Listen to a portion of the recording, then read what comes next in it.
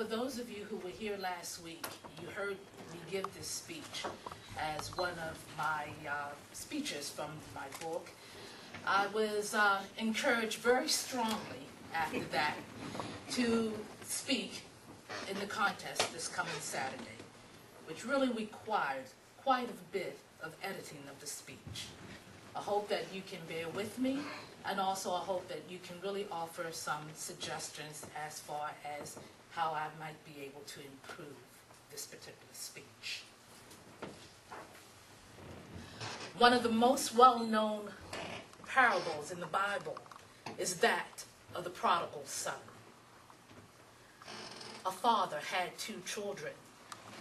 His youngest son came up to him and asked, if I could have my inheritance and go and make my way into the world. This was unheard of in those days. It was as if saying, I wish you were dead. The father did. And the son went off. He ended up squandering that money. He reached the lowest of lows, eating and sleeping with the swine. He decided that he should go back home. And as he was walking up the road with intent to ask his father's forgiveness, his father saw him and ran out and grabbed him. The father called for the fattest calf to be killed and hosted a feast for the village to welcome his son home. About 20 years ago, I attended the funeral of an aunt, and I noticed that her son's name was not in the obituary, nor was he at the funeral. I asked his sister, why? What happened to Harry Jr.? And she said, he's a homosexual, and we have disowned him. Over the years, little was said about Harry Jr. I remember one time about 2 years ago when his father was visiting his dying brother, my father. I asked him, have you heard from Harry Jr.? He said, no, but I would like to speak to him. Well, lo and behold, about 3 months ago, I received a call from Harry Jr. He had relocated to Baltimore and wanted to get in touch. We met for breakfast, which ended up being 3 hours long. He talked about how it was growing up. He said that he was always told, stand tall, uncross your legs, stop playing with the girls. No, you can't have a baby doll. No, you can't be a sissy. Be a man. He felt tortured. He married at 17 because he thought it would cure him. After years, he talked to the elders in the church, and they prayed and told him, don't act on your feelings. He no longer could keep up the facade.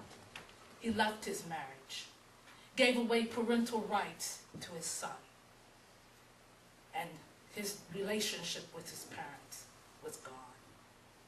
I sat there talking to this educated, intelligent, articulate man, a degree from Penn State, a graduate, MBA from Stanford School of Business, and he determined that his life in this world was to help others. He formed, and he was now the executive director of a company that was advocating for the rights of gay, lesbian, and transgender people. He traveled the world advocating for AIDS education and for treatment. He mentored gay youth. What parent wouldn't be proud of such a child?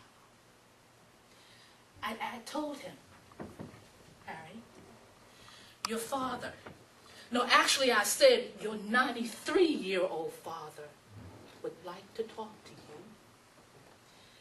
He said, if I never see him again, it would be okay.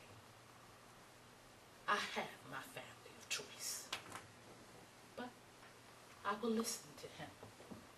And I wondered, should I put any effort in trying to put them together? They had made their way. What would my uncle say to him? Is he going to say, son, you're going to burn in hell if you don't change your ways? What is it my uncle would do? Is he going to drag his white lover and say, this is who I am, accept me? Last week, my brother, Harry Jr. and I went to see his father. Harry Jr. got out the car and walked up to the house. His father came out. He touched his gray hair. He touched his face. And he said, it's been 30 years. I just wanted to see you before I died. You could see the armor fall down off of Harry Jr. He grabbed his father and said, Dad, it's okay. And they wept. That lesson that I wanted to share with you, judge not by our differences, but rather build up on the value that we have inside. Build up on tolerance. Build up on our commonality of man. My uncle, he took us out to lunch. Now you don't know him, but he's never paid for the meals when we went out to lunch. But this time, he put his credit card on the table and he said, everyone get whatever you want.